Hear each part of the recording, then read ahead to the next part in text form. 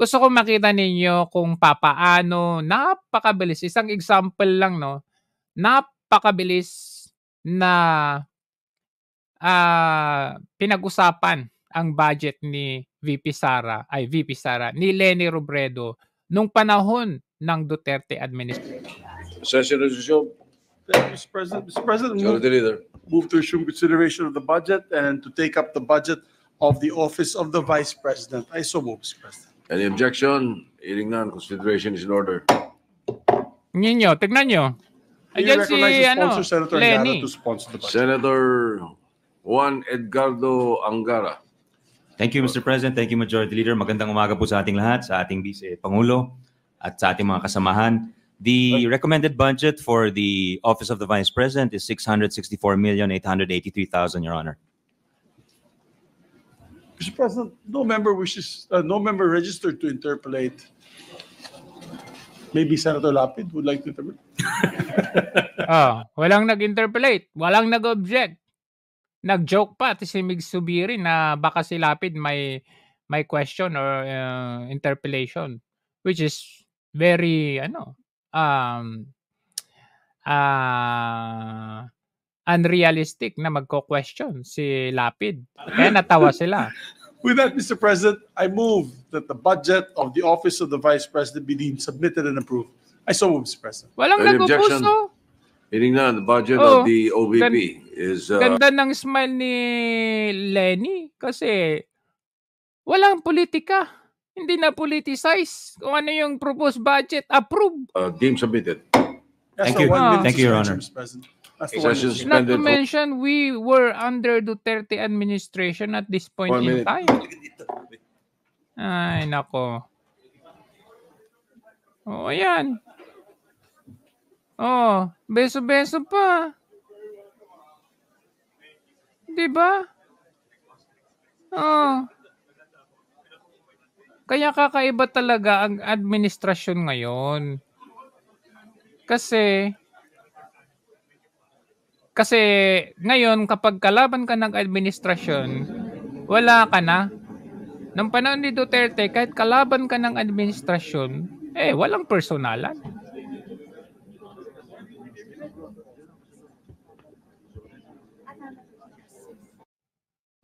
Hindi lang yan dyan pati sa House, ganun din. Tingnan natin sa House. 2021 budget ng tanggapan ni Vice President Leni Robredo iminungkahi na gawing 1 bilyong piso ng mga kongresista. Samantala, budget ng Office of the...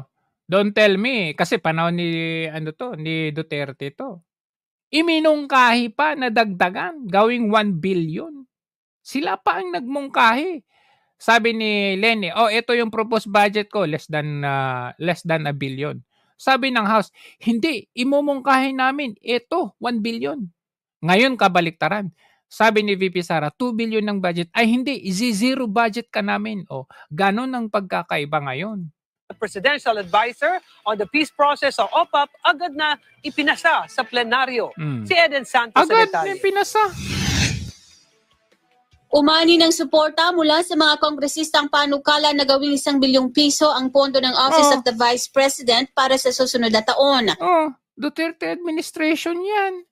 Dumalo mismo sa Kamara si Vice President Leni Robredo para sa plenary deliberations ng kanilang budget. Siyempre, kahit ako dadalo ako kung alam ko naman hindi na po-politicize. Si VP Sara hindi dadalo. Bakit? Alam niya. May stick to the plan na sila Sa interpelasyon ni Camarines Sur 3rd District Representative Gabriel Bordado ay iminungkahi nito na gawing 1 bilyong piso ang budget ng OVP mula sa 679 million pesos na inaprubahan ng Department of Budget and Management. Agad naman itong sinigundahan ng iba pang kongresista. But Mr. Speaker, Mr. Sponsor, the Office of the Vice President has one of the lowest budgetary allocations in the entire bureaucracy. Its proposed budget of 723 million for 2021 was cut to 679 million pesos, Mr. Speaker, Mr. Sponsor. So I am requesting the leadership of the House to do something to not only to restore the budget of the Office of the Vice President from 679 million pesos to 723 million pesos, but to follow the suggestion made by one of my colleagues, but we should increase the budget of the Office of the Vice President we should increase to at least 1 billion pesos so that it can continue. Wala na ngang questions. Ini-increasean pa. Implementing all programs and projects whose objective is to uplift the lives of the marginalized Filipinos. Mr. Speaker, Mr. Sponsor, I support the budget of the OVP. Oh, yan. I support, number 1. Ngayon, dahil Leni Robredo yan, I support. Oh, ano sabi? And let us make the budget also double or Double, 1 billion. obtain the proposal of the Office of the Vice President's budget. I would join and second the motion to increase the budget to at least 1 billion for the Honorable Vice President. We thank her and congratulate her for the work well done in the past year. Well done pa. Pero nang nangyari kay VP Sara ngayon, ang dami niyang achievements as Vice President, as Department of Education, as NTF-ELCAC, marami na siyang achievements. Pero nung sinabi nila, corrupt pa daw siya. Kini-question pa dun sa confidential fund at gusto pang i-zero ngayon. Pero dito, nung panahon ni Duterte, si Leni Robredo ang Vice President, wala na ngang questions, dadagdagan pa yung budget, tapos job well done pa. Year and a half. And we hope that in the upcoming second half of this term of Congress, and of course the Vice President's term, we would be able to support her in all her endeavors, which have proven to be effective and to be able to help our countrymen. Tuluyan namang inaprubahan ang budget ng OVP matapos i-terminate ng mayorya at minorya sa Kamara ang deliberasyon sa plenaryo. Diba? Tino-terminate ang deliberation. Pero kay VP Sara, ino-object. Samantala, hindi na dumaan pa sa pagtatanong ang budget ng Office of the Presidential Advisor on the Peace Process o OPAP na pinamumunuan ni Secretary Carlito Galvez Jr. Ito'y matapos na agarang imungkahi ang terminasyon ng deliberasyon sa plenaryo.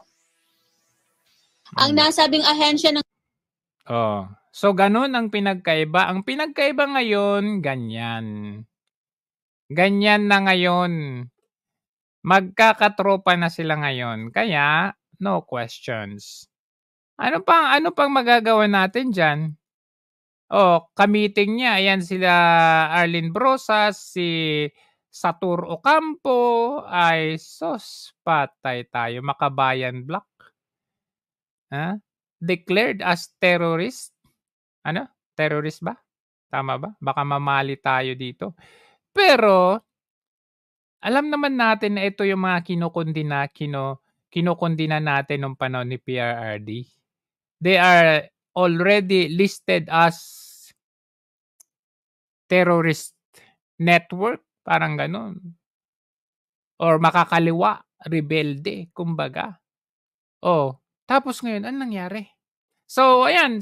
Pinakita ko lang sa inyo ang difference nung panahon ni Tatay Digong, the administration of Duterte. Kahit maraming mga taga-kabila, makakaliwa, mga rebelde, makabayan black, yan sila Franz Castro, na kumukontra sa Duterte administration, hindi niya yan pinersonal. Wala yung mga ganyan na sinusupil, pinipigilan. Yung ginagawa nila sa KOJC, yung mga gumagawa ng kila Bantag, kila Teves, marami nang nasampulan ngayon. Basta ikaw ay kontra sa gobyerno. Whereas, to panahon ni Duterte, karapatan mo yan. Kahit yung Rappler kasama sa media entourage, sa mga media press con kasama yan. Pero ngayon, wala kayong makikitang SMNI sa mga media press con, wala kayong makikita. Ibig sabihin kasi you are considered na outcast sa panahon ngayon. Gigirahin ka, i-occupy ka, tatanggalin ka. In short, gugurgurin ka. So yun lang ang ano natin yan, comparison between the Duterte and the Marcoses. Kaya alam na natin sa susunod kung paano at sino ang pipiliin natin.